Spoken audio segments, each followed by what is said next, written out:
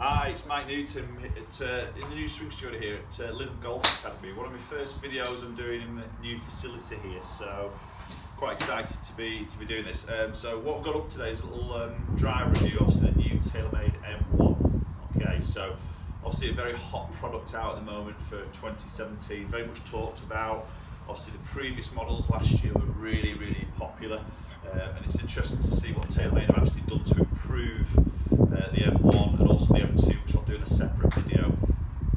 So just talk a little bit about the changes that TaylorMade have made to the M1 from last year's version. Obviously still got the T-track system on there. What they've actually done here is they've stripped back more weight from the head, so they've introduced more carbon in the bottom of the club.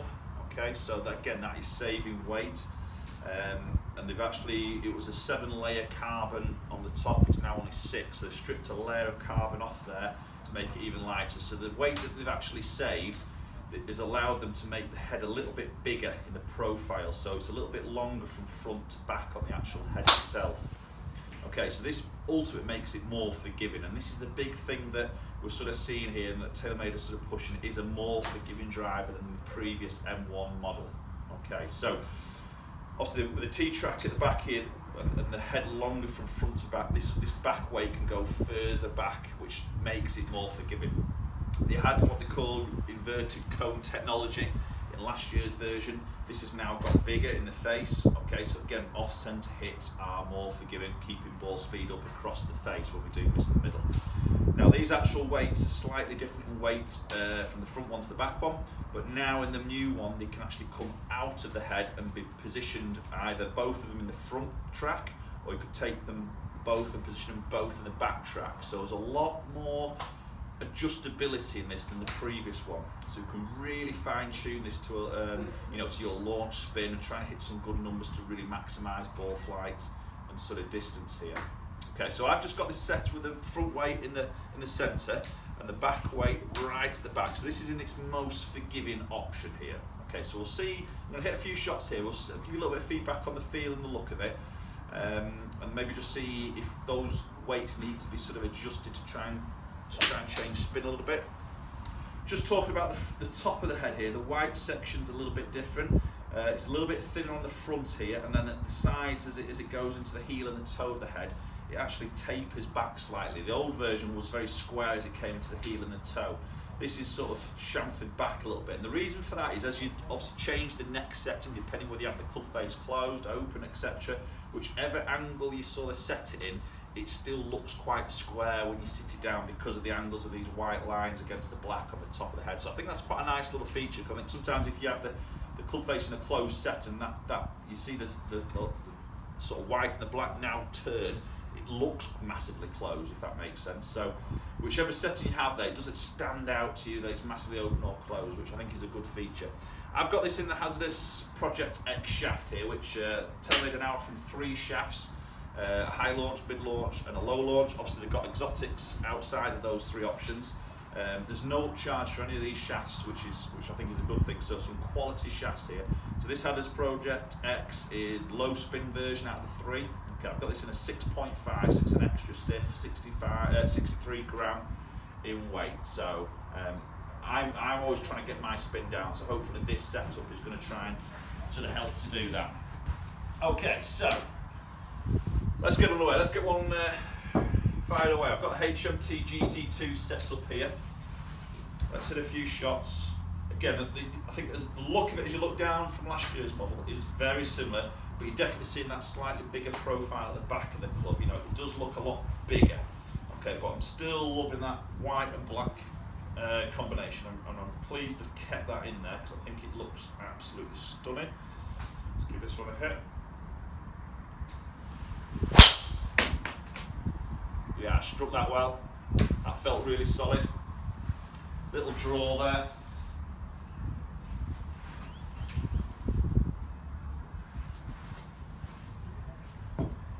Yeah, that one's getting out there at 305, which was good.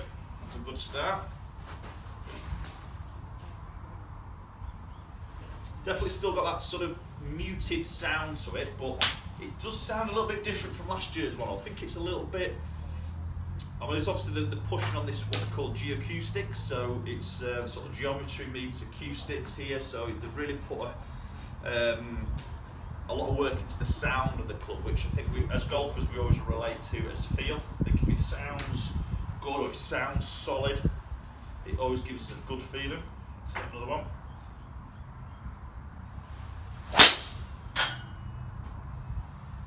Yeah, solid strike again. Just turn that one over a little bit to the left there. Yeah, that dropped off a little bit there, didn't quite get the flight I needed on that one. Let's give it some hit.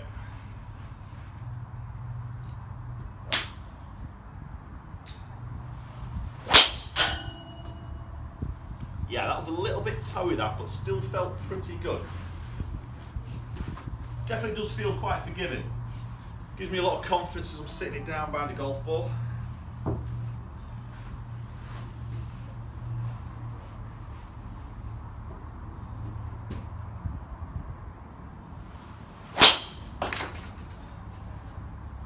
Yeah, good. Feels great. I've got to admit, love the look of it. It does feel good. Be interesting to see some numbers here. Whether this track needs moving, the adjustability in the way, maybe the next set. I've got this in a 9.5 loft here. Obviously it's the 460, so this is the bigger one of the two. They do a 440, which I'll do a separate review video on that.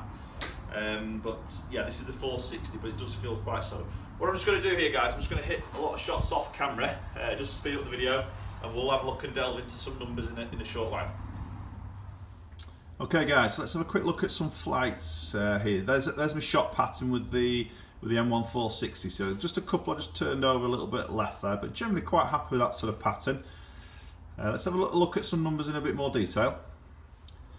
So looking at the numbers here, we can see club head speed there was averaging at just under 115 miles an hour, 161 ball speed.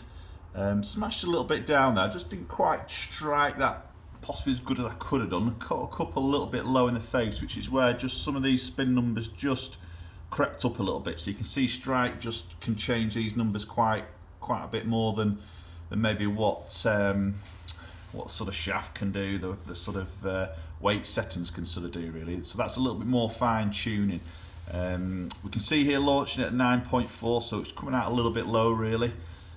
Spinning maybe on average a little bit higher. As most of you know, I do tend to struggle to keep my spin down, so be interesting to see. I might just sort of switch this weight in a slightly more forward position, and we'll see if we can change that backspin number a little bit here. So I was averaging there at 266 through the air.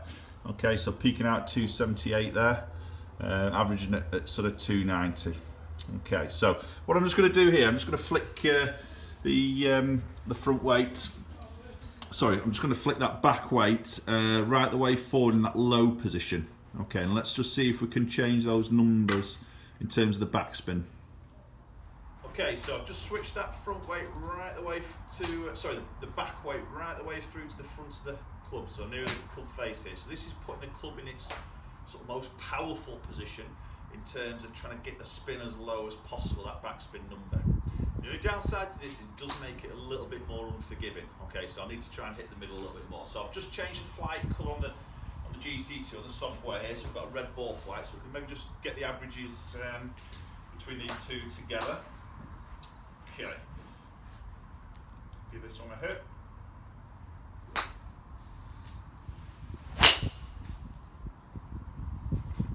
Yeah, I hit that great. Yeah, it's 280 carry there. Let's carry it a little bit more. See what that's spinning at. Yeah, 2,300 spin, 2,300 spin there. That's good. Good start. It's strange. I can definitely feel the weights move as I pick the club up and put it in my hands here. I can feel the weight more forward. It's more near like the white section of the head as I look at it, and the back feels quite light really. It's quite strange. I know it's only I think it's about a 12 gram weight. I think that back weight is, but I can feel that. Let's give this one a hit.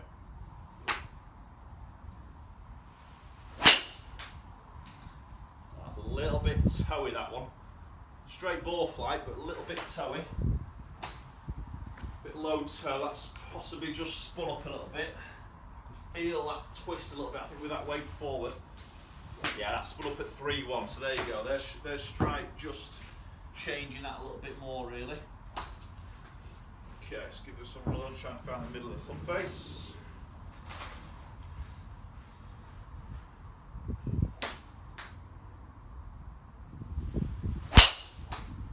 That was nice. Yeah, good ball flight there. Just a little bit draw. Yeah, 285 carry, it's good. 315 total on that one, spinning at 1800. Yeah, so I think my good strikes here, I definitely see this spin come down here just by shifting that weight a little bit more forward.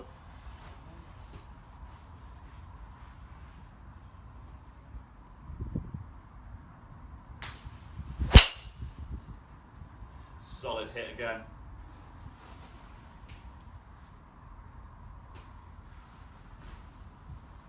.306. Okay, let's have a look at those numbers. Okay, so there's the red ball flight with the weight more forward there. So again, I've just turned a couple over, slight overdraws there, but pretty much the same shot dispersion there. You can see the rings puts a ring around both lots of drives there with the standard weight and obviously with the weight forward. Okay, let's have a look at some numbers in a bit deeper. Okay, interesting reading here. So we can see here club head speed stayed exactly the same, which I would sort of expect, but you can see ball speeds just crept up here on average. So as I was saying, with the weight really, that back weight put all the way forward does make it in a more powerful position. I've seen a little bit more ball speed there. So because of that, my smash factor's gone up a little bit. Still a little bit low on that launch. I probably need to play around with the loft a little bit here. Okay, but there we go. We can see that spin's really dropped. I just had one there that crept up, and that was just my strike. I hit that a bit low in the face. But you can see on average on the good hits, they're really dropping off the spin. So on average, they're at 500 less on the spin there, just moving that weight forward. So you can see that gives me a peak height a little bit lower, so it's a little bit more of a penetrating ball flight. And there we go. We're picking up 10 yards carry, okay, and 13 yards total distance there, just by moving that weight forward.